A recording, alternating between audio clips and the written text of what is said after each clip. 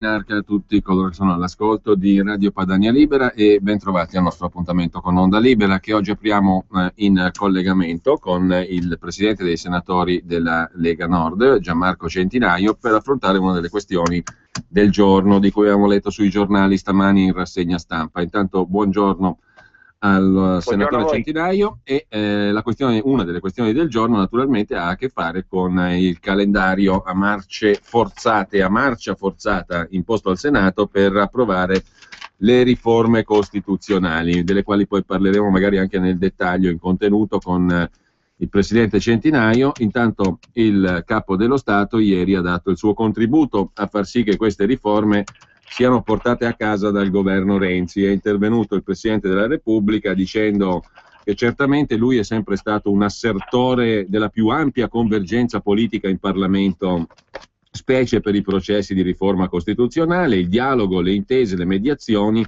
però ha detto anche il Capo dello Stato, in questa riforma qui di cui si sta discutendo non c'è stata alcuna improvvisazione o alcuna improvvida frettolosità, si è discusso fin troppo a lungo e serenamente. E poi ha detto ancora il Capo dello Stato, il bicameralismo paritario, anziché essere considerato un'anomalia tutta italiana, è diventato di colpo il perno del sistema delle garanzie costituzionali, cioè dei pesi e contrappesi. Quindi ha ammonito, come si suol dire, il Capo dello Stato, non si agitino spettri di insidie e di macchinazioni autoritarie. Queste riforme costituzionali sono importanti tanto quanto le riforme economiche, quelle del mercato del lavoro e della spesa pubblica. Allora, Presidente Centinaio, le lascio subito un commento tanto sull'intervento in sé del Capo dello Stato quanto sul contenuto delle cose che Napolitano ha detto.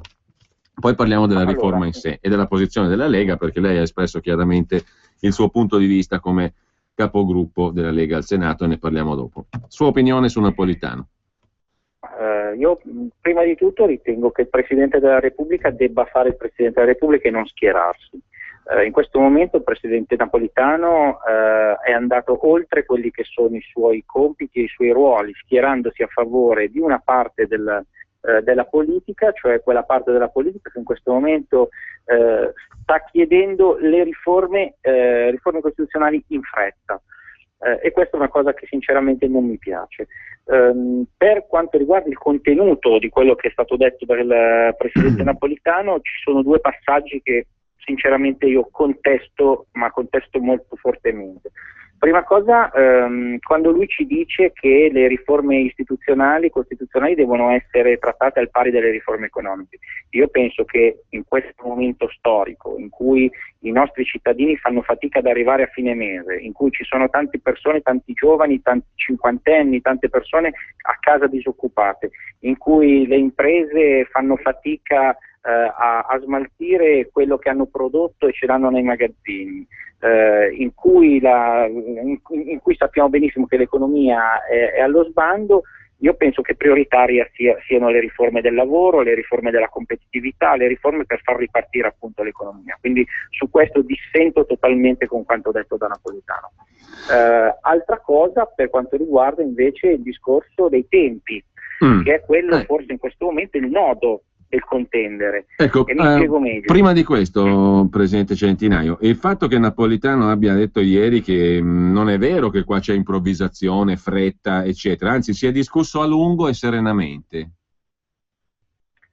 Allora, che si sia discusso a lungo non è vero, nel senso che in questo momento noi ci troviamo in un passaggio di riforme costituzionali, non stiamo trattando un provvedimento come può essere il provvedimento cultura e turismo che arriverà al Senato nelle prossime settimane. Qui stiamo parlando della Costituzione dello Stato italiano, ci piaccia o non ci piaccia, padani o non padani, lombardi, veneti o siciliani, in questo momento stiamo parlando della Costituzione. E quindi è l'atto più importante dello Stato, quindi che ci vogliano 6 mesi, 1 anno o 2 anni non se ne è parlato abbastanza. Di Costituzione bisogna parlarne, perché nel momento in cui fai le riforme, fai una riforma che teoricamente dovrebbe durare almeno per i prossimi 30 anni. E quindi questa è la cosa che a noi non piace, la fretta, l'autoritarismo che ci sta mettendo Renzi, nel senso che Renzi dice o si fa come dico io o si va a elezioni, o si vota la riforma entro l'8 di agosto oppure si va a elezioni. Perché questa fretta? Ecco, appunto, perché questa fretta? semplicemente perché Renzi vuole mandarci a votare il prima possibile. Renzi sta cercando dei nemici e li sta trovando in Parlamento, sta facendo irrigidire il dibattito parlamentare, perché lui vuole andare a votare il prima possibile, perché tra poco si voterà una finanziaria che sarà una finanziaria da circa 15 miliardi di euro, perché tra poco uscirà fuori che la panzana degli 80 euro avevamo ragione noi quando dicevamo che i soldi non c'erano per coprire gli 80 euro al mese, e di conseguenza lui spera il prima possibile di poter andare al voto, e andando al voto di avere una maggioranza parlamentare più allineata ai suoi voleri. E per quanto riguarda i tempi, lei diceva prima, Presidente Centinaio, che insomma è previsto un lavoro a oltranza in Senato, no? Lavoreremo anche la domenica. Io da qui non mi muovo, dice Renzi, anzi ogni giorno di ostruzionismo mi dà un punto in più nei sondaggi. E comunque la conferenza dei capigruppo ieri ha stabilito lavori a oltranza per il Senato. Secondo lei si arriverà fino a quando? Allora, facciamo anche qui, le minacce di Renzi fanno ridere i polli, ormai gli italiani lo sanno. Stamattina ero ad Agorà su Rai 3, hanno fatto un sondaggio, Rai 3, quindi non noi di Radio Padania, hanno chiesto ai loro telespettatori se le minacce di Renzi le ritengono più una promessa o una minaccia. Il 79% dei telespettatori hanno detto che è una minaccia, quindi ormai la gente delle minacce di Renzi se ne frega. A questo punto la conferenza dei capigruppo ha votato a maggioranza, col voto contrario della Lega e di altri gruppi parlamentari, di lavorare, di fare questa marcia forzata che è paragonabile alla ritirata di Russia. Cosa succederà da settimana prossima? Tutti i giorni, da lunedì a domenica, 15 ore al giorno di discussione parlamentare. Dalle 9 a mezzanotte? Dalle 9 di mattina a mezzanotte, praticamente con una piccola pausa. La cosa che però abbiamo cercato di far capire ai colleghi della maggioranza, ed è stato ammesso persino dal presidente Zanda, cioè il capogruppo del Partito Democratico, è che nonostante questa marcia forzata non si riuscirà ad arrivare al risultato che auspica Renzi. E mi spiego meglio. In questo momento all'attenzione del Senato ci sono 8.000 emendamenti. 8.000. Di questi 8.000 emendamenti votabili, quindi buoni, sono circa 5.000. Se noi facciamo un ragionamento che ci vogliono circa allora, secondo il presidente Grasso ci vogliono circa 10 minuti a emendamento, secondo noi ce ne vorranno di più, abbiamo fatto 4 conti, ci vorranno 55 giorni di lavori parlamentari. All'8 non ci arriveremo mai, anche lavorando 24 ore su 24, anche facendo la magia di Renzi e trasformando le 24 ore di una giornata, trasformarle in 48 ore, non ci arriveremo mai. Quindi che cosa succederà tra poco, tra qualche giorno? Che scatta la tagliola, come ha detto lei ieri? Perfetto, succederà che scatterà la tagliola. La tagliola che cos'è? Semplicemente si impedirà ai parlamentari di parlare e di trattare le riforme costituzionali per arrivare l'8 di agosto al voto. Se dovesse scattare la tagliola, io lo dico dalle frequenze di Radio Padania, i parlamentari della Lega Nord, i senatori della Lega Nord faranno una manifestazione di protesta a oltranza e chiederemo a questo punto ai nostri militanti, ai nostri sostenitori, ai nostri simpatizzanti di venire con noi dal signor Napolitano a chiedere che l'Italia, quindi l'Italia, non la Padania, quindi noi lavoriamo anche per i nostri cugini e colleghi del centro-sud, che l'Italia non diventi la Corea del Nord. Perché questo è quello che noi temiamo, che la dittatura Renzi si trasformi nella dittatura da Corea del Nord. Altra cosa, io ho ricordato al capogruppo Zanda, se vuole tenerci a lavorare anche 24 ore al giorno, io non ho problemi. Fortunatamente il gruppo dei senatori della Lega Nord è mediamente, a livello di età, il più giovane di tutto il Senato. Io non ho problemi a lavorare 24 ore al giorno, i miei colleghi senatori della Lega sono disponibili a lavorare 24 ore al giorno. Io vorrò vedere invece i senatori del nuovo centrodestra che hanno un'età media di 70 anni o i senatori del Partito Democratico che devono cambiare la prostata, hanno problemi di prostata un giorno sì e l'altro anche. Vorrò vederli in aula 24 ore al giorno a votare le riforme, e nel momento in cui mancherà il numero legale, se Renzi vuol fare il muro contro muro, la Lega è pronta a farlo e quindi rimanderemo sotto tutte le volte. Quindi la tagliola è una dichiarazione di guerra. Quindi la tagliola, diciamo che in sintesi vuol dire basta dibattito, si va al voto. Secondo lei non è neanche quella la strada definitiva per raggiungere l'obiettivo dal punto di vista del governo? Ma con la tagliola loro arriveranno al voto l'8 di agosto, quello sicuramente, perché impediranno di parlare, impediranno di votare gli emendamenti. Tra l'altro, se non sbaglio, la tagliola è un meccanismo che non è praticamente mai usato in Senato, così come ce n'è uno analogo alla Camera, e direi che per le proposte di riforma costituzionale tanto meno, non è mai stato usato evidentemente. No, assolutamente. Le riforme costituzionali è una riforma che necessita di dibattito, la riforma costituzionale è una riforma che deve essere fatta nel tempo e con un dibattito che sia anche lungo, ma per poter arrivare a un risultato. Noi abbiamo fatto una proposta seria in conferenza di capigruppo, trattiamo le priorità, trattiamo i decreti legge, trattiamo tutto quello che riguarda il lavoro, facciamo ripartire il lavoro, diamo anche a Renzi il merito di aver fatto ripartire il lavoro e dopo trattiamo le riforme.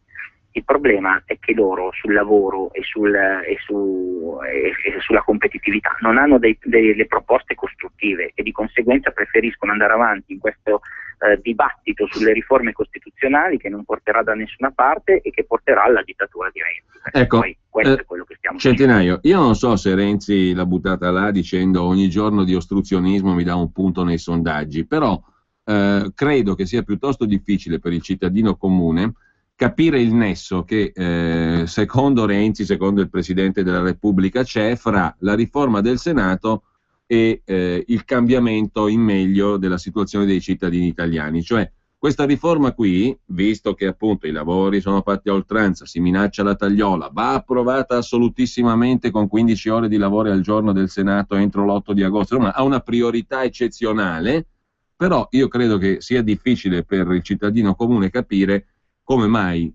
diventa così importante, imprescindibile e fondamentale questa riforma ai fini del miglioramento delle sorti collettive. Cioè, che nesso c'è fra la situazione economica drammatica, che tutti i dati poi ogni giorno ne vengono sfornati di nuovi, sottolineano, che nesso c'è fra la ripresa del Paese e la riforma del Senato, anche se fosse la riforma meglio concepita della storia, cosa che non è, perché le critiche su questa riforma sono piovute da un'infinità di fonti, se vogliamo metterle in fila, comprese naturalmente quelle dei tecnici, degli esperti, però non bisogna essere molto esperti, basta leggersi la riforma, chi si fa la fatica di farlo lo può scaricare il testo, per capire che non è una roba tanto ben congegnata neanche in sé, no? Poi magari parliamo appunto del contenuto e vediamo perché, anche dal punto di vista della Lega, ma non solo della Lega direi, perché le critiche sono state tante su questa riforma qua. Allora, com'è che si fa a stabilire sto nesso? Questa riforma è assolutamente fondamentale per migliorare le sorti del Paese.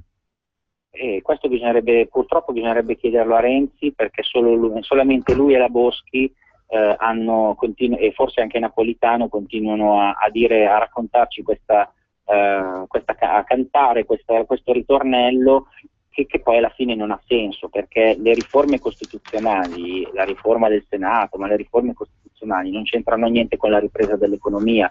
Io vorrei sfidare qualsiasi nostro radioascoltatore che ci sta sentendo in questo momento a dirmi se nel momento in cui il Senato diventerà di 100 senatori, non più elettivo, o poi tutto quello che tratteremo in un secondo momento, ci sarà una revisione costituzionale, se riuscirà ad avere un euro in più in busta paga o una pagnotta in più sulla tavola, o un piatto di minestra in più. Purtroppo non sono connesse, non c'entrano niente, sono solo degli spot elettorali, lo stanno dicendo tutti. Ieri si può dire, perché è nota la cosa, ho avuto un incontro con alcuni senatori del Partito Democratico che stanno cercando anche loro di far capire ai loro colleghi che questa riforma costituzionale fa acqua da tutte le parti. Oggi c'è stato un incontro con alcuni costituzionalisti dove anche loro ci stanno dicendo che la riforma fa acqua da tutte le parti. I presidenti delle regioni ci stanno dicendo che la riforma fa acqua da tutte le parti. Vi dico di più, il senatore Palermo, un senatore eletto nel collegio del Trentino Alto Adige, ci dice, che è un costituzionalista, ci dice che questa è la tomba del regionalismo e delle autonomie. Il presidente Casini ci dice che questa riforma lui la voterà e sarà contento di votarla perché questa riforma porterà più centralismo e porterà più centralità allo Stato.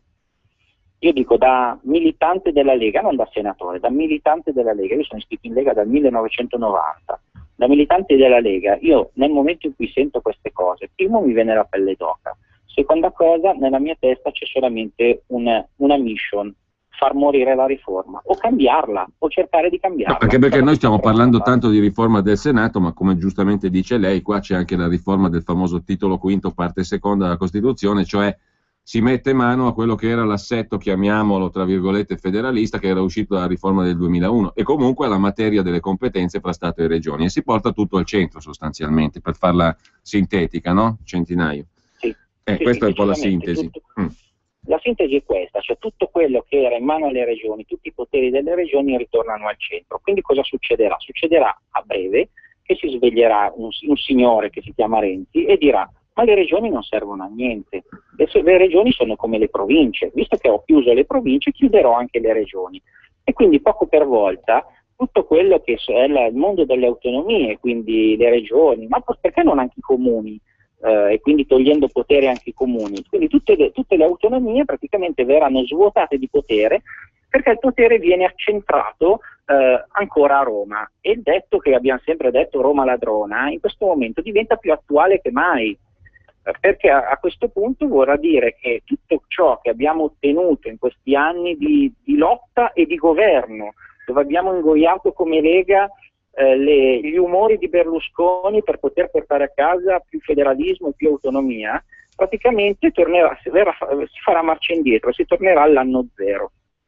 Questo io non lo posso neanche immaginare, una cosa del genere. Ecco, senatore, poi entriamo nel dettaglio di alcuni dei punti proprio indigeribili di questa riforma, dal punto di vista della Lega, ma devo dire, il punto di vista della Lega in questo caso mi sembra che coincida col punto di vista di tanti altri, no? E che ponga problemi in relazione, come lei giustamente diceva prima, a quella che dovrebbe essere la carta delle regole fondamentali per tutta la comunità che, bene o male, vive sotto l'ombrello dello Stato italiano. Quindi per tutti, diciamo, non è questione di padani, lombardi, piemontesi, veneti o siciliani. Stiamo parlando delle regole che comunque, piaccia o non piaccia, determineranno il gioco per tutti. Da questo punto di vista, oggi, perfino in prima pagina sul Corriere della Sera, Michele Ainis, che non credo possa essere annoverato tra i nemici di Renzi per definizione, però un problema serio, molto serio, lo pone. Questa riforma qui, dice in sostanza il costituzionalista e editorialista del Corriere, praticamente ci consegna un Senato non elettivo, e vabbè, questo può trovare delle analogie in altri ordinamenti europei, però il punto fondamentale è che qui vengono meno i famosi contrappesi, cioè tutto il peso si sposta dalla parte di chi governa. I contrappesi scompaiono perché il Senato, come uscirebbe da questa riforma, 100 componenti, non più eletto e senza poteri sostanzialmente, non è più un contropotere, e al partito che incassa il premio di maggioranza alla Camera viene tutto più facile, perché praticamente il partito che vince le elezioni alla Camera con l'enorme premio di maggioranza, peraltro poi previsto dalla legge elettorale futura o anche attuale per certi versi, praticamente si nomina il Presidente della Repubblica. Questo diventa un burattino nelle mani del partito che vince da solo con percentuali anche molto basse, perché Renzi continua a citare il 40% delle elezioni europee, ma è il 40% del 57% di chi ha votato, quindi, ed è un risultato difficilmente ripetibile alle politiche. Quindi alle politiche è presumibile che un partito che raduna meno di un quarto dei voti dell'elettorato, o circa un quarto, o forse meno, poi decida tutto, compreso il Presidente della Repubblica che a sua volta nomina i giudici della Corte Costituzionale e via dicendo. Insomma, dice perfino Ainis, perfino sul Corriere della Sera, qui c'è tanta roba da modificare, ci sono parecchi punti da rivedere, perché rischiamo di andare in sostanza verso un regime, quindi alla fin fine è il contrario di quello che dice il Presidente della Repubblica, il quale dice non c'è alcuno spettro di autoritarismo, però mi pare che le cose vadano in quella direzione lì. Io chiedo il suo parere su questo, c'è la pubblicità, quindi la mandiamo per prima così siamo più liberi, però accanto a questo, cioè al merito, poi le chiedo anche oltre a questo, quali sono i punti proprio indigesti, inaccettabili dal punto di vista democratico di questa riforma qua, e quali sono invece le proposte che fa la Lega, e quarta domanda in una, se c'è spazio effettivo perché queste proposte vengano accolte, si riesca a modificare la riforma, eccetera, perché alla fin fine, se no, voglio dire, chiunque di buon senso, perfino l'editorialista del Corriere della Sera, dice la cosa non va,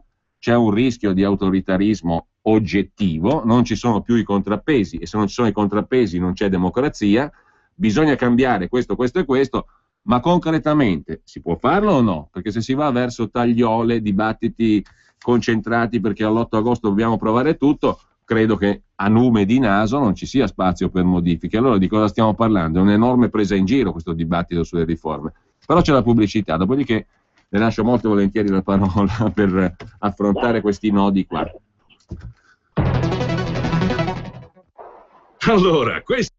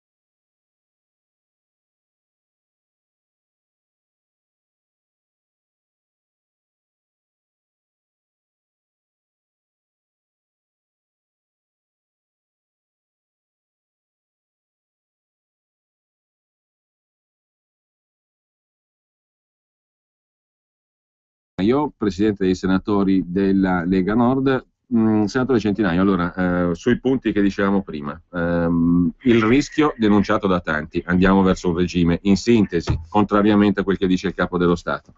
Le cose che assolutamente non vanno, le cose che assolutamente non vanno dal punto di vista della Lega, ma più in generale dovrebbe riguardare tutti i cittadini, e se c'è lo spazio per modificarle, perché mi pare che a sto punto è ben difficile. Se tutti concordano che così non funziona, quasi tutti, evidentemente, quelli che ragionano e che comunque si tentano di sottrarsi a questo clima, diciamo, di imposizione, beh, c'è lo spazio poi materiale o no per cambiare, altrimenti di che cosa stiamo discutendo? Allora, andiamo per ordine. Allora, sulla prima domanda sì, c'è questo rischio è grosso. L'articolo del Corriere della Sera l'avevo letto anch'io questa mattina ed effettivamente lo condividiamo ed è quello che comunque stanno pensando in tanti. Io in queste ore sto ricevendo tantissime mail, ma tantissime, ormai non riesco neanche più a rispondere purtroppo, di cittadini che mi stanno dicendo qui sta arrivando una dittatura, siete l'ultimo baluardo, e soprattutto lo stanno dicendo a noi come Lega, siete l'ultimo baluardo prima della dittatura, Renzi vuole fare la dittatura, perché la gente sta capendo una cosa, che questa nuova riforma di questo nuovo Senato e del titolo quinto stanno portando meno poteri alle regioni, quindi come dicevamo prima rischio di chiusura delle regioni per inutilità, E l'altro problema grosso è quello appunto della composizione di questo Senato, che darebbe praticamente un potere smisurato al nuovo Premier. Altra cosa importante che sto vedendo che interessa tantissimo alla gente è il discorso dell'elettività del Senato. Perché tanti stanno dicendo perché i senatori devono essere scelti ancora una volta dalla casta, i senatori devono essere eletti dal popolo. E quindi andiamo a vedere punto 2, le cose che non piacciono e che non ci piacciono. Sicuramente questa riforma, anche se Roberto Calderoli è riuscito in parte a modificarla, diminuisce le competenze delle regioni e quindi questa cosa non ci piace. Questa riforma toglie l'elezione diretta del Senato e quindi toglie la possibilità ai cittadini di votare il proprio senatore. Quindi i senatori saranno 100 persone nominate dalla casta, 100 consiglieri regionali, 100, adesso è un mix di amministratori nominati sempre dalla casta, eletti all'interno della casta senza che il cittadino possa eleggere il proprio rappresentante. Altra cosa che non ci piace è l'aumento del numero di firme necessarie per il referendum. Abbiamo visto quanta fatica hanno fatto i nostri militanti a raccogliere tutte le firme che abbiamo raccolto per il referendum. L'idea di Renzi, visto il successo della Lega, è quello di raddoppiarlo il numero di firme, farlo passare da 500.000 a 1 milione di firme. Anche qui riteniamo che anche questa è una cosa che non ci piace, perché togliere il potere ai cittadini di poter decidere, di poter fare delle proposte, anche in questo caso va nell'ottica di una dittatura, ed è quello che noi non vogliamo. Non riduce il numero dei parlamentari, perché è vero che diminuisce il numero dei senatori, ma perché il Senato deve passare da 300 a 100 e gli onorevoli e la Camera devono rimanere 600? Noi facciamo una proposta, e adesso poi sulle proposte lo diciamo in un secondo momento. E poi non tocca niente sull'Europa, sul discorso Europa. Ancora una volta questa riforma della Costituzione prevede per esempio il patto di stabilità per i comuni e quindi impedisce ai nostri sindaci di poter utilizzare i soldi a loro disposizione.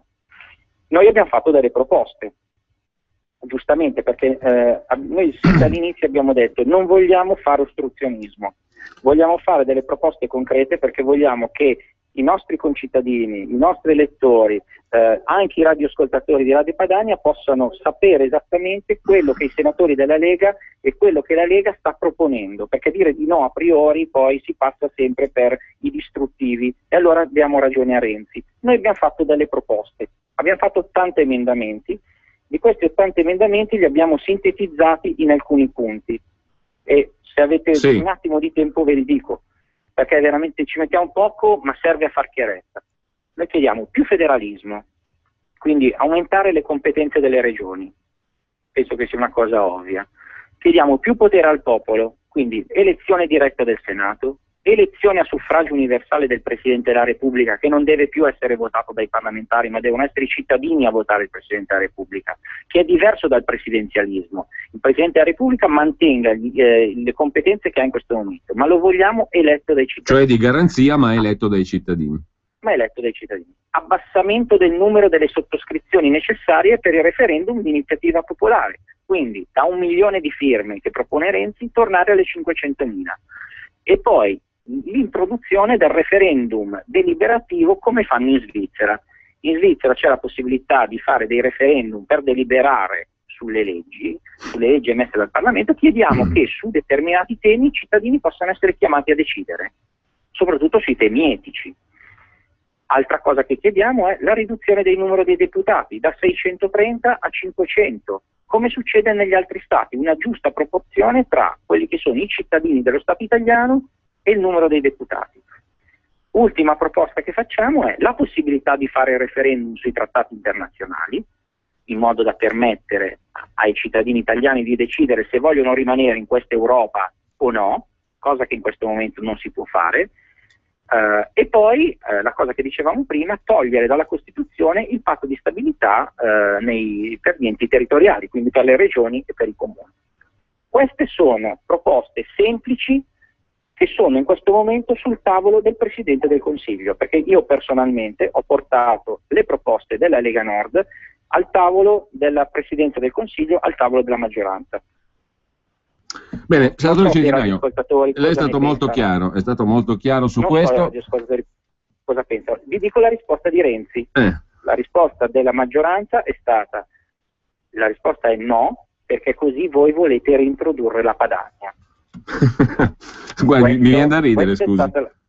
Questa è stata la risposta da parte di quei dementi, passatemi il termine, della maggioranza, perché non si può banalizzare una richiesta di autonomia, che è la richiesta che stiamo facendo noi con la parola Padania. Non si può banalizzare alcune richieste di revisione cioè di proposte costituzionali semplicemente dicendo queste proposte arrivano dalla Lega, di conseguenza la risposta è no.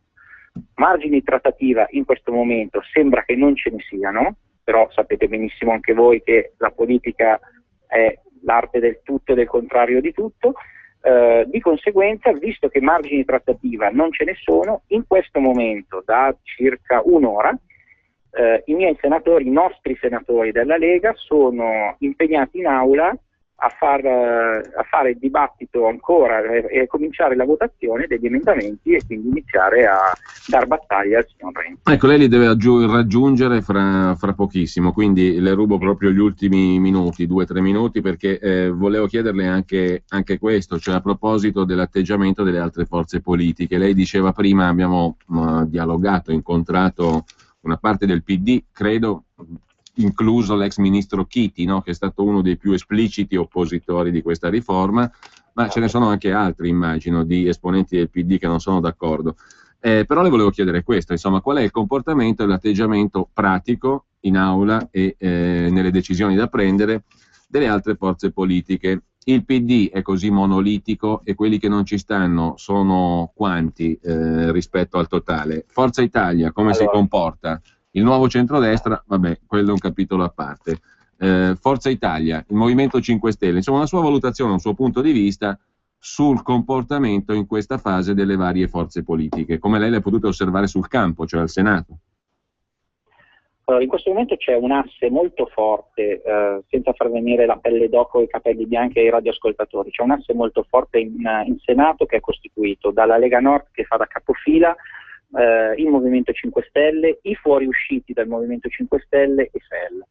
Questo è un asse indubbiamente forte, un asse con motivazioni diverse, perché il Movimento 5 Stelle e SEL hanno proposte diverse dalle nostre, hanno una visione della società diversa da noi della Lega. Però l'asse che si è costituito è un asse di opposizione, ma soprattutto di dire al governo noi stiamo facendo delle proposte alternative e vogliamo avere il diritto e la dignità di poterle trattare e votare. Questo è un asse sulle metodologie di lavoro. Sì, che è proprio l'ABC, no? Certo, ed è giusto che ci sia, perché se noi siamo distanti anni luce da Vendola e da SEL e altrettanto distanti anni luce da Grillo e dal suo movimento, c'è da dire una cosa, che tutti siamo in questo momento nella stessa barca, abbiamo un Presidente del Consiglio che ci vuol far star zitti, che vuol farci passare come i privilegiati della casta che sono contro le sue proposte di rinnovamento del paese, di dittatura, io dico. Poi esiste il Partito Democratico. Il Partito Democratico in questo momento sembra un monolite, sembra una cosa di 100 senatori che ragionano tutti con la stessa testa. Non è assolutamente vero, per fortuna. Ci sono un piccolo numero, una piccola delegazione di senatori del Partito Democratico, tra cui, come diceva giustamente lei, Chiti, che in questo momento si sono messi di traverso, che hanno fatto interventi in aula pesanti, che stanno dicendo a Renzi stai sbagliando, che stanno dicendo a Renzi apri il dialogo anche con le minoranze. C'è un'altra piccola parte di senatori del Partito Democratico invece che hanno una paura folle e che in questo momento per opportunità politica stanno in silenzio ma sperano che queste riforme non passino. C'è il partituncolo, il brufolo di Casini e Monti, che sinceramente contano sempre meno, che invece si sono messi supini a Renzi e gli hanno anche detto camminaci sopra. Mi sembrano un po' come Benigni e Troisi con Savonarola, con la faccia sotto i vostri piedi, proprio tipo così. Ci sono i fuori, come dicevo, ci sono i fuoriusciti del Movimento 5 Stelle che sono con noi, e poi nuovo centrodestra sinceramente io non li conto neanche, perché io ho detto, mi sono preso la responsabilità di dire in aula, in Senato non si muova foglia, il nuovo centrodestra non muova foglia che il PD non voglia, quindi e poi c'è Forza Italia. E poi c'è Forza Italia. Forza Italia in questo momento è la più grossa delusione, detto sinceramente, che potevamo avere. Esiste questo patto del Nazareno che tra Berlusconi e Renzi, patto del Nazareno che non si sa quali siano, o comunque cominciamo a capire quali sono gli estremi del patto del Nazareno, che vede Forza Italia in questo momento totalmente supina anche lei a Renzi. Per fortuna anche in Forza Italia ci sono una serie di colleghi senatori che invece si sono ribellati a questa situazione e che ci stanno dicendo, senatori di Forza Italia stanno dicendo alla Lega: tenete duro e fate quello che dovete fare. Alcuni voteranno con noi, altri anche loro saranno poverini, saranno obbligati a votare questa pseudo riforma e andremo avanti così. Senta, mi toglie... le varie cose, io vorrei... Sì, prego, Centinaio, prego. Tra le varie cose vi racconto un aneddoto, tanto per farvi capire il livello di tensione che c'è in questo momento. Qualche giorno fa ero in aereo, stavo arrivando a Roma ed ero seduto dietro a quindi parliamo di Lombardia, così almeno li cominciamo a individuare i signori del Partito Democratico. Ero seduto dietro a un onorevole del Partito Democratico e a un senatore del Partito Democratico. Parlavano di riforme e l'onorevole del Partito Democratico dice: ricordati di votare bene, e glielo dice 3 volte. Alla 4ª volta il senatore risponde: sì, ma non ti preoccupare, io voto bene. Risposta dell'onorevole: ricordati quello che ha detto Matteo, che se voti bene verrai ricandidato alla Camera, se non voti bene scompari dalla vita politica. Questa è la nuova politica. Questo è come stanno gestendo le riforme i colleghi del Partito Democratico. Certo, con riferimento a quelle che dovrebbero essere le regole fondamentali della comunità politica, civile, sociale, eccetera, eccetera. Beh, tutte belle parole. Poi, alla fine, questa è la nuova politica, no? O no? Certo. Sì, sicuramente. Purtroppo è il renzismo. Il nostro segretario federale l'ha detto chiaramente dal palco a Padova: noi non combattiamo Renzi come persona, noi combattiamo il renzismo, cioè questo modo di far politica troppo spregiudicato e troppo sopra la testa dei cittadini. Ecco, mi tolgo una curiosità adesso, perché proprio, ma non con riferimento al sesso della persona alla quale mi riferisco, perché non appena si parla di una donna si rischia di essere malintesi oggi 9 volte su 10, però in tema di ruolo, competenza, eccetera. Però io ho una curiosità proprio spicciola, siccome lei è una persona molto schietta e anche molto obiettiva da quello che dice e da come lo dice, io glielo chiedo perché lei è lì, quindi c'ha il confronto diretto. Ma la ministra delle riforme, Maria Elena Boschi, è un interlocutore in grado di capire, approfondire le questioni di cui si va parlando e che per esempio pongono le opposizioni, e in maniera, diciamo, tutto condizionato dal fatto che qui bisogna andare in fretta, quindi non discute nessuno, no? Bisogna non discutere, casomai pensare alla ricandidatura futura, come spiegava il deputato al senatore del PD, come ci ha raccontato prima lei. Fatta questa tara che si va di corsa, che gli interessi sono altri e via dicendo, ma è un interlocutore, diciamo così, competente il ministro per le riforme? So che sembra una domanda stupida, retorica, eccetera, però glielo chiedo proprio in tutta sincerità. Allora, dico, e le rispondo con altrettanta sincerità. Io sono stato ripreso in modo violento da parte di alcuni colleghi quando ho detto che il ministro Boschi era la velina di Matteo Renzi, e forse ho esagerato, perché magari sicuramente le ho mancato del rispetto e le ho anche chiesto scusa. Però faccio una premessa, attraverso questa premessa. I colleghi che hanno avuto a che fare con il ministro Boschi durante il dibattito sulle riforme in commissione mi dicono che il ministro è totalmente incompetente. Io non sono così d'accordo, e vi dico il perché.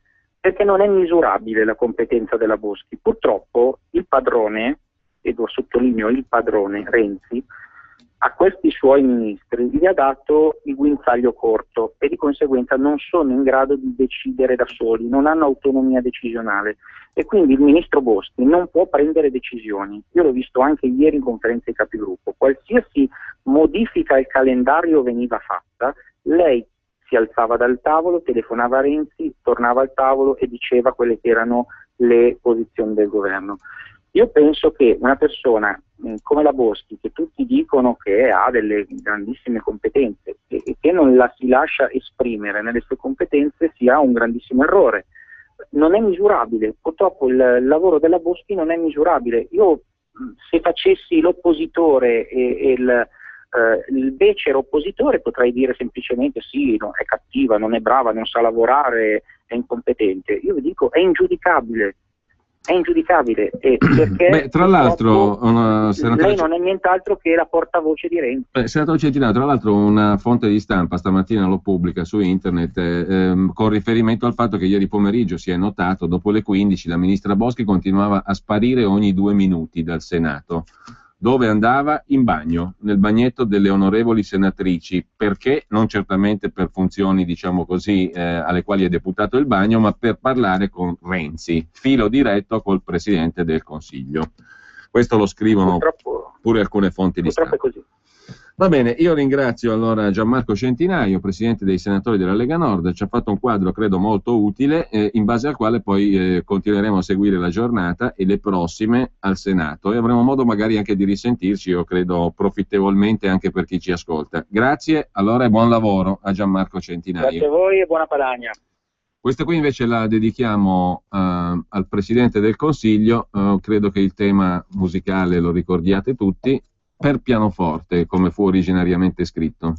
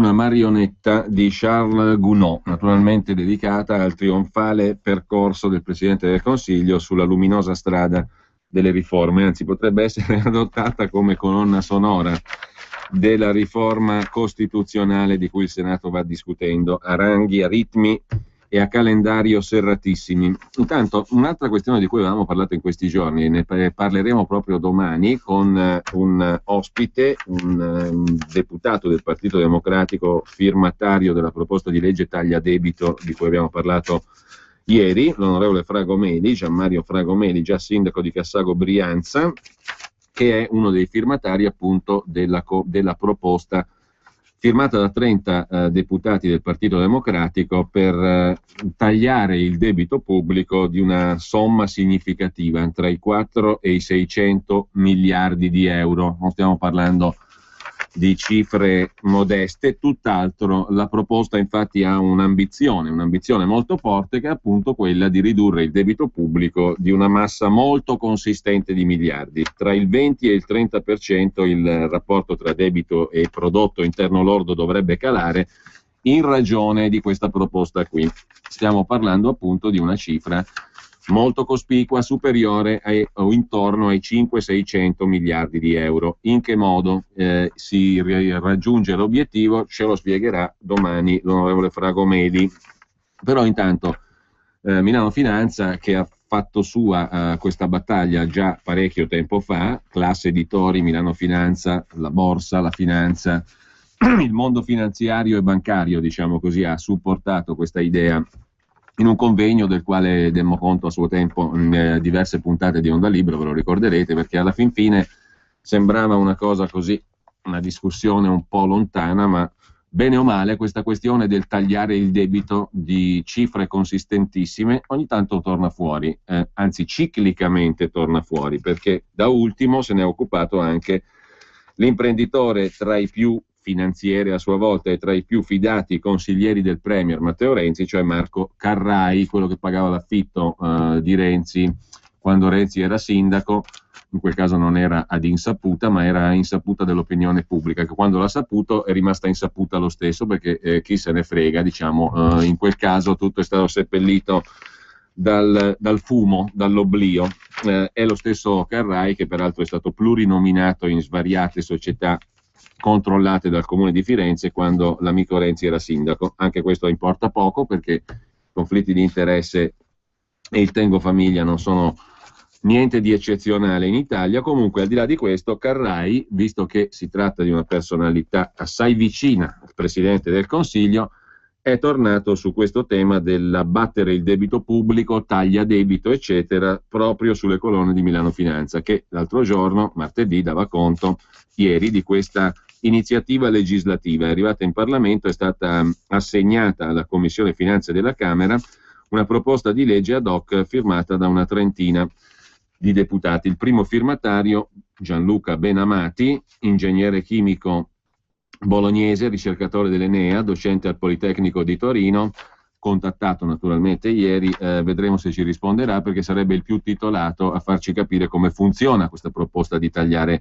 il debito. Ma i firmatari sono moltissimi, e la proposta appunto non è stata ancora calendarizzata in Commissione Finanze, però è lì pronta, dice il primo firmatario, l'onorevole Benamati, è lì pronta per essere utilizzata dal governo. La nostra proposta potrebbe essere presa in considerazione come tassello di un discorso più ampio quando il governo deciderà di aggredire il debito, di toccare la questione del debito. E quindi la proposta è lì pronta come una pistola carica, diciamo così. Poi bisogna capire qual è il contenuto esatto della proposta. Naturalmente ce la siamo letta e scaricata la proposta di legge, ce la siamo scaricata dal sito della Commissione Finanze, dove potete raggiungerla tranquillamente anche voi e leggervela. Io ve la sintetizzo, perché in realtà la proposta di legge non è particolarmente complessa, e disegna un percorso di questo tipo. Intanto il fine della proposta di legge è quello di un rapido intervento di riduzione del debito pubblico, partendo dal patrimonio immobiliare pubblico dello Stato, ma anche degli enti locali, dello Stato e delle amministrazioni pubbliche, ma anche degli enti locali. Cioè, in pratica bisogna fare in modo che tutte le proprietà immobiliari, ma anche mobiliari, cioè azioni e partecipazioni di Stato centrale, pubbliche amministrazioni, ma anche regioni, province e comuni, vengano messe insieme in un'unica società.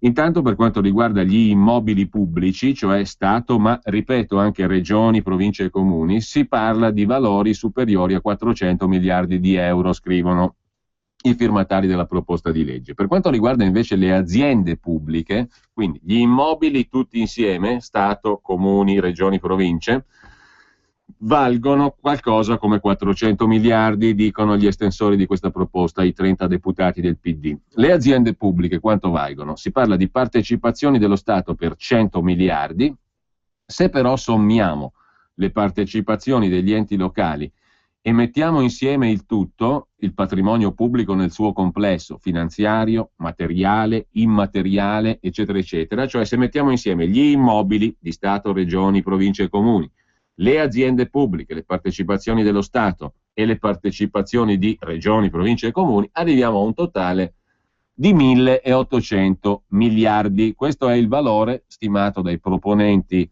di questa proposta di legge del patrimonio pubblico materiale, non materiale, finanziario. Attualmente tutta sta roba qua, dicono i proponenti, cioè tutti i beni dello Stato, mobili, immobili, finanziari e via dicendo, rendono pochissimo, rendono, si stima, un 1%. Allora noi cosa proponiamo? Proponiamo, dicono i 30 firmatari della proposta di legge, di far nascere, di creare un fondo di gestione del patrimonio pubblico e lo chiamiamo Fondo Italia. In questo Fondo Italia mettiamo gli immobili, le partecipazioni per la parte che supera il loro controllo e poi cosa facciamo? Cioè la quota di controllo la teniamo in capo allo Stato, quella che eccede la mettiamo nel Fondo Italia, insieme agli immobili di Stato, regioni, enti locali, province e comuni. L'obiettivo qual è? Quello di vendere alcuni immobili direttamente, ma con questo si ricava molto poco, e poi quello di emettere delle obbligazioni speciali con rendimenti ridotti in questo caso, cioè chi sottoscrive l'obbligazione avrà una rendita molto bassa. Obbligazioni speciali con ridotti rendimenti per abbattere il debito. Per abbattere il debito fra 4 e 600 miliardi di abbattimento, cioè tra il 20 e il 30% del prodotto interno lordo. Il Fondo Italia ha una durata di 50 anni e con decreto del Presidente del Consiglio dei Ministri su proposta del Ministro dell'Economia si fa un elenco dei beni che vanno messi dentro questo Fondo Italia. Non vengono conferiti, cioè non vanno al Fondo Italia, le partecipazioni di controllo delle aziende pubbliche, i beni usati per le istituzioni a uso istituzionale, i beni culturali riconosciuti e tutelati dal Codice dei beni culturali e del paesaggio. Questi beni vengono esclusi dal conferimento nel fondo. Il fondo a sua volta può affittare gli immobili e i terreni che vengono conferiti al fondo medesimo. I beni non possono essere venduti nei primi 5 anni di gestione e comunque non può essere venduto più di 1/3 del patrimonio netto di questo Fondo Italia. Il Fondo Italia emette obbligazioni speciali a reddito fisso di durata decennale, mettendo a garanzia una quota corrispondente del proprio patrimonio, cioè di tutti quei beni pubblici che sono stati messi dentro il fondo. Questo è un po' il cuore, credo, della proposta, cioè il fondo, una volta accumulato il patrimonio, come garanzia emette delle obbligazioni speciali decennali a reddito fisso, probabilmente a rendita molto bassa, che sono in pratica il modo in cui si raccattano i soldi. Il Consiglio di gestione del fondo è nominato su proposta del Presidente del Consiglio ed è composto di 5 membri. Le commissioni parlamentari competenti esprimono parere vincolante per la nomina di questi 5 componenti del Consiglio di gestione del Fondo Italia. C'è anche un Consiglio di sorveglianza composto da un Presidente nominato dal Presidente del Consiglio e da 2 membri nominati dalla Banca d'Italia e dalla Corte dei Conti, sempre con parere vincolante delle commissioni parlamentari competenti. Questo è in sintesi il succo della proposta di legge. Ora, quello che dobbiamo capire è se questa proposta di legge si propone appunto di abbattere il debito pubblico di una cifra così grossa, fra 4 e 600 miliardi, come ci si arriva.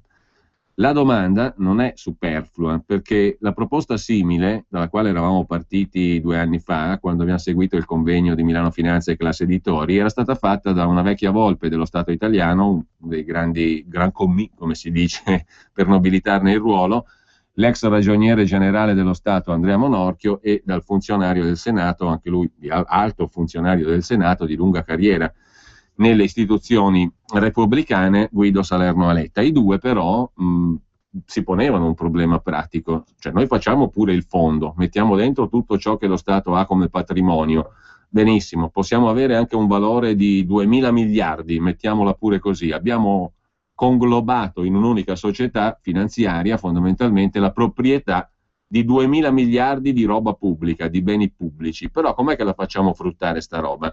Beh, i due molto pragmaticamente avevano concepito un meccanismo di prelievo forzoso, cioè obblighiamo i cittadini italiani a investire in quote di questo fondo, cioè il cittadino deve obbligatoriamente comprare le azioni, obbligazioni in questo caso, di questo fondo qui, cioè io ti do una specie di bot che però è emesso da questo fondo patrimoniale Italia e tu lo devi comprare, è obbligatorio, tu compri e in questo modo naturalmente è facile attraverso un prelievo forzoso racimolare quel centinaio, 2, 3, 4, 5 centinaia di miliardi che servono per abbattere il debito pubblico. In questa proposta di legge l'obbligatorietà, la forzosità, diciamo, il prelievo forzoso non c'è, per cui uno si può domandare legittimamente, ma chi è che ti compra quelle obbligazioni lì, quella carta lì, cioè i titoli emessi dal fondo? Perché tu mi dai in mano un titolo decennale e io potrei non averne voglia di comprare un titolo a così lunga scadenza, primo, con un rendimento molto basso, cioè non mi rende niente. Come faccio a rendere attrattiva sta roba per tirar su fra 4 e 600 miliardi? Questa è la domanda, perché alla fin fine era più comprensibile immediatamente il prelievo forzoso. Poi, peraltro, il ragioniere Monorchio e il funzionario Salerno Letta ne avevano inventato un altro di meccanismo parallelo o da abbinare a questo per tirar su soldi, ve lo ricorderete, cioè obblighiamo, c'è sempre il lato forzoso della vicenda, obblighiamo i cittadini a ipotecare una quota della loro casa. Non è fantascienza, o meglio, speriamo che rimanga fantascienza, però era una proposta di legge, un articolato scritto dai due, Monorchio, Salerno e Letta, in maniera tale da presentare una vera proposta di legge. L'avevano fatto un articolato di legge di queste due proposte, il fondo patrimoniale da una parte, nel quale obbligare a investire, e dall'altra parte un altro obbligo, cioè obbligo i cittadini italiani a ipotecare una quota della loro casa, così tiro su i soldi necessari per abbattere il debito. Era l'altra proposta, della quale non si è parlato più, forse perché troppo oscena, diciamo così, troppo poco presentabile. Come fai a dirgli al cittadino in questo periodo ti obbligo a ipotecare una parte della tua casa per ripagare il debito pubblico? È un po' troppo, quella lì era esagerata, però la prima parte del discorso, per quanto light, soft per il momento, cioè non c'è prelievo forzoso, è rimasta in piedi e continua a circolare, la proposta del fondo patrimoniale. E domani cercheremo di capirne qualcosa di più.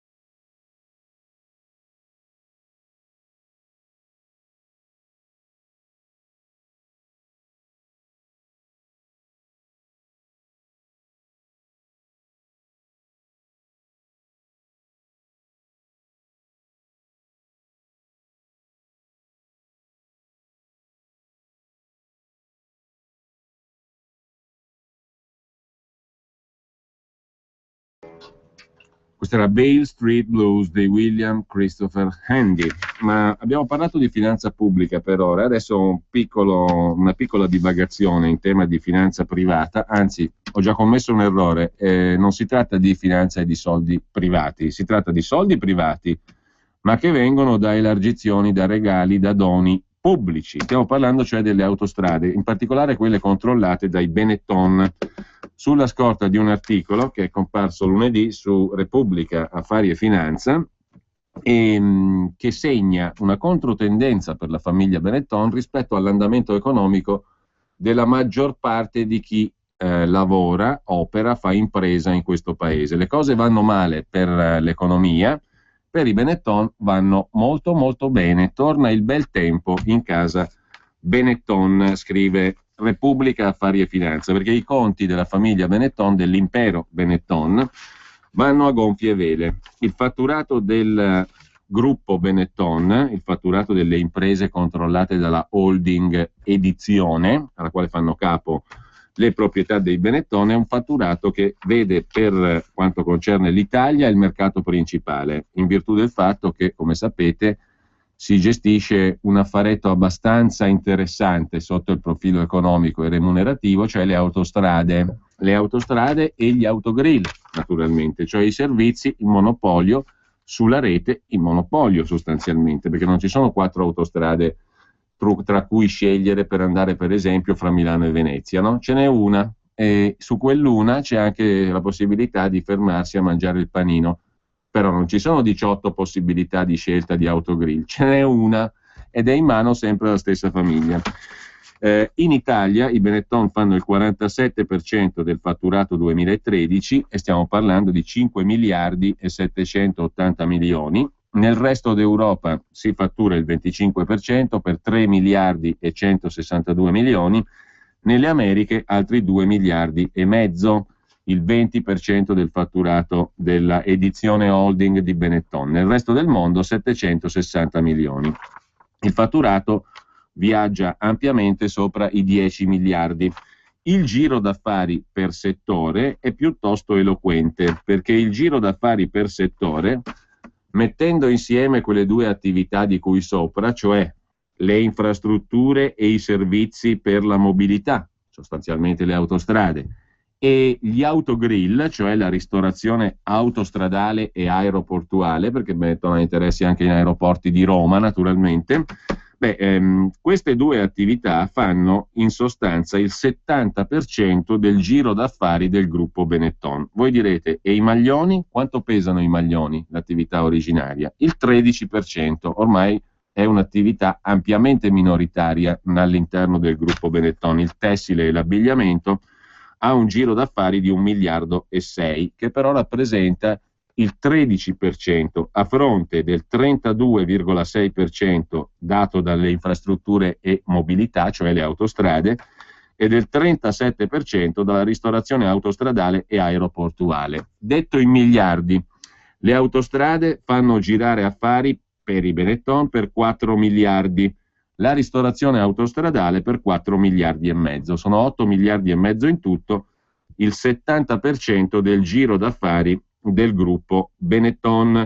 E il barometro a casa Benetton segna bel tempo, scriveva Paolo Possamai lunedì nell'articolo su Repubblica Affari e Finanza.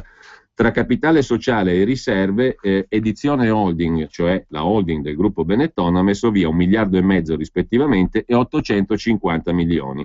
La voce riserve, la seconda voce, viene definita distribuibile, il che non significa che vi sia una qualche intenzione di erogare altri dividendi straordinari agli azionisti. C'è poi a favore dei Benetton l'incorporazione di Gemina, cioè Aeroporti di Roma, da parte di Atlantia, che è tra i gestori autostradali big a livello mondiale.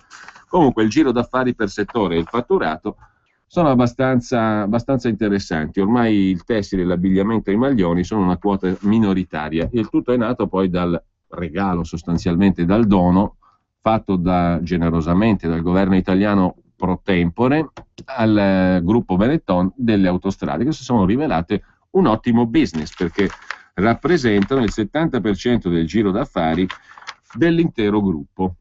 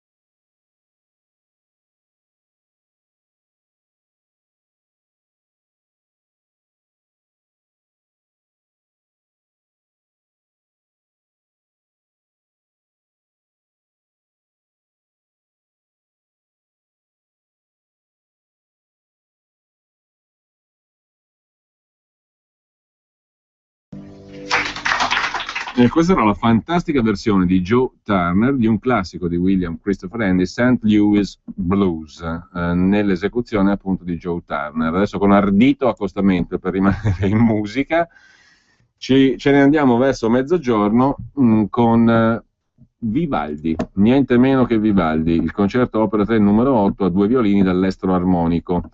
Buon ascolto e buon pomeriggio a tutti da Giulio Cainarca.